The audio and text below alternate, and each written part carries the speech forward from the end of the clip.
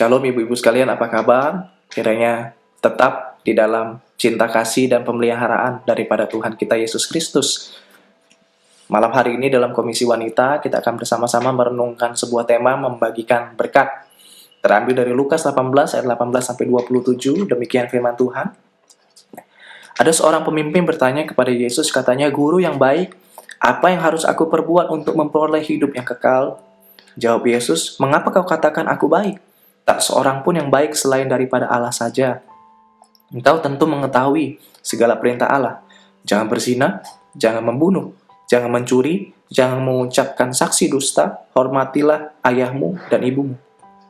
Kata orang itu, "Semuanya itu telah kuturuti sejak masa mudaku." Mendengar itu, Yesus berkata kepadanya, "Masih tinggal satu hal lagi yang harus kau lakukan. Jualah segala yang kau miliki dan bagi-bagikanlah itu kepada orang-orang miskin, maka engkau akan beroleh harta di sorga. Kemudian, datanglah kemari dan ikutlah aku." Ketika orang itu mendengar perkataan itu, ia menjadi amat sedih sebab ia sangat kaya. Lalu Yesus memandang dia dan berkata, "Alangkah sukarnya orang yang beruang masuk ke dalam kerajaan Allah. Sebab lebih mudah seorang unta masuk melalui lubang jarum daripada seorang kaya masuk ke dalam kerajaan Allah." Dan mereka yang mendengar itu berkata, "Jika demikian, siapakah yang dapat diselamatkan?" Kata Yesus, "Apa yang tidak mungkin bagi manusia, mungkin bagi Allah." Demikian firman Tuhan. Ibu-ibu sekalian, tentu di dalam Komisi Wanita banyak yang buka toko, banyak yang memiliki usaha. Dan biasanya di dalam usaha kita, di dalam toko kita, kalau datang pelanggan membeli sebuah barang, kita akan bernegosiasi.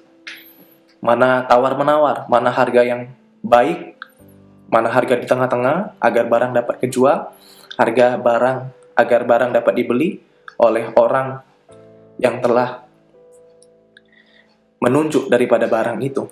Dan di dalam hidup kita seringkali ada begitu banyak negosiasi yang kita lakukan, baik antar sesama kita manusia, ataupun seringkali kita bernegosiasi dengan Tuhan.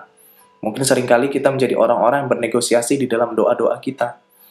"Tuhan, jika aku melakukan ini, apa yang Engkau akan beri? Tuhan, jika aku melakukan demikian, apa yang Tuhan akan beri?" Kira-kira seperti demikian. Di dalam perikop ini menceritakan seorang muda yang kaya. Dia sedang bernegosiasi dengan Tuhan. Dia sedang meminta yang namanya diskresi, pengecualian. Dia sedang meminta hal yang di tengah-tengah agar sama-sama enak. Ia ingin mengikut Yesus, ia ingin menjadi murid Yesus di sini, tetapi dia tidak mau bayar harga. Di dalam perikop ini, Yesus mengajar anak muda ini untuk bayar harga, tetapi ia tidak meresponinya. Dikatakan, "Masih tinggal satu hal lagi yang harus kau lakukan. Jualah segala yang kau miliki dan bagi-bagikanlah kepada orang-orang miskin, maka engkau akan beroleh harta di sorga. Kemudian datanglah kemari dan ikutlah aku." Ketika mendengar perkataan itu, ia menjadi amat sedih sebab ia sangat kaya. Demikian yang dikatakan Lukas 18 ayat 22-23. Ibu-ibu sekalian, prinsip dasar dalam mengikut Tuhan adalah menanggalkan hal yang membebani kita. Anak muda ini mengajarkan kita betapa sulitnya bayar harga, betapa sulitnya menanggalkan hal yang membebani hidup kita. Seringkali hal yang kita miliki dalam hidup ini membebani kita. Salah satunya adalah harta kekayaan, ataupun sesuatu yang kita miliki, sesuatu yang kita punya di dalam hidup ini. Yesus mendidik anak muda ini dengan sebuah ilustrasi. Alangkah sukarnya orang yang beruang masuk ke dalam kerajaan Allah, sebab lebih mudah seekor unta masuk ke dalam lubang jarum daripada seorang kaya masuk ke dalam kerajaan Allah. Demikian dikatakan Lukas 18 ayat 24 sampai 25. Nah, kita harus perhatikan bersama, lubang jarum di sini bukan jarum yang kita pakai untuk menjahit. Lubang jarum di sini adalah sebuah gerbang samping atau pintu samping di sebelah gerbang utama di Yerusalem. Jika hari sudah malam, biasanya gerbang utama akan ditutup. Dan semua orang ataupun unta yang akan masuk ke kota harus melewati pintu samping atau disebut dengan lubang jarum ini. Nah, syaratnya adalah unta ini harus menanggalkan beban yang dibawanya di badannya. Karena pintu ataupun gerbang ini sangat sempit. Aplikasi buat kita di dalam renungan kita pada malam hari ini adalah seringkali berkat Tuhan yang kita terima ataupun peroleh menjadi beban. Berkat yang kita terima terkadang menjadikan ataupun membuat kita menjadi pribadi yang takut, menjadi pribadi yang cemas akan hari esok.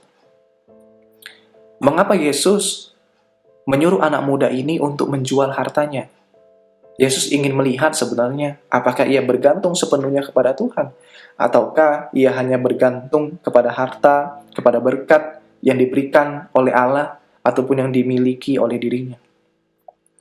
Ketika seseorang memiliki sesuatu yang berkelimpahan, biasanya orang akan mulai mengesampingkan Tuhan dan mulai mengandalkan dirinya sendiri. Semoga kiranya hal ini tidak terjadi di dalam kehidupan setiap kita sebagai orang percaya. Ketika kita memiliki sesuatu yang berkelimpahan di dalam hidup kita, biarlah kita tetap bersandar, kita tetap bersama dengan Tuhan, tidak mengesampingkan Tuhan, bahkan tidak mengandalkan diri kita sendiri. Pertanyaan selanjutnya adalah, apa yang harus kita lakukan ketika Tuhan memberkati setiap kita? Yang harus kita lakukan adalah membagikan berkat tersebut. Kita percaya bahwa segala sesuatu yang kita punya berasal dari Allah. Roma 11 ayat 36 berkata, sebab segala sesuatu adalah dari Dia, oleh Dia, dan kepada Dia. Bagi Dialah kemuliaan sampai selama-lamanya. Jika apapun yang kita punya berasal dari Allah, akhirnya mengapa kita harus takut? Mengapa kita harus cemas untuk membagikan sesuatu yang telah diberikan oleh Allah? Menolong orang lain, ibu-ibu sekalian, membagikan berkat Tuhan tidak harus menunggu kita mempunyai sesuatu secara berkelimpahan. Apa yang kita miliki dapat kita bagikan untuk sesama kita. Membagikan berkat tidak hanya berbicara tentang membagikan uang. Waktu kita, tenaga kita dapat berikan. Dan itu pun adalah sesuatu yang Tuhan berikan bagi setiap kita. Seorang dosen pernah berkata, dalam memberi dua hal yang penting, yaitu kemampuan memberi dan kuasa dalam memberi. Orang tidak dapat memberi jika ia tidak memiliki. Agar seseorang dapat memberi, pertama-tama harus terlebih dahulu memilikinya. Dengan apa yang dimilikinya, seseorang kemudian dapat memiliki kemampuan memberi. Kemampuan ini biasanya datang hanya jika orang tersebut memiliki hati, dorongan, dan niat baik untuk memberi. Jadi kalau kita berkelimpahan tetapi kita tidak punya hati, dorongan, niat baik untuk memberi, kita tidak bisa memberi. Artinya yang terutama adalah kita harus mempunyai hati, niat baik, dorongan untuk dapat memberi. Biar kita menjadi orang-orang percaya yang dapat membagikan berkat Tuhan yang telah kita terima. Berkat Tuhan tidak pernah hanya berbicara tentang uang. Berkat Tuhan ada begitu banyak hal. Kalau kita tidak punya uang, mungkin kita bisa memberikan tenaga kita, waktu kita untuk sesama kita. Ataupun kita dapat memberikan ketiga hal itu. yaitu tenaga, waktu, dan uang yang telah diberikan Tuhan kepada kita. Biar kita menjadi orang-orang yang terus dapat bayar harga, yang terus dapat menanggalkan hal yang membebani kita. Bahkan menjadikan kita seorang wanita yang dapat membagikan berkat Tuhan kepada sesama kita.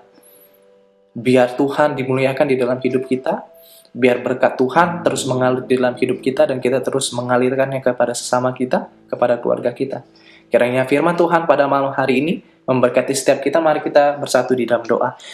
Bapa, terima kasih kalau Engkau tidak pernah lelah mendidik setiap kami di dalam kebenaran firman Tuhan.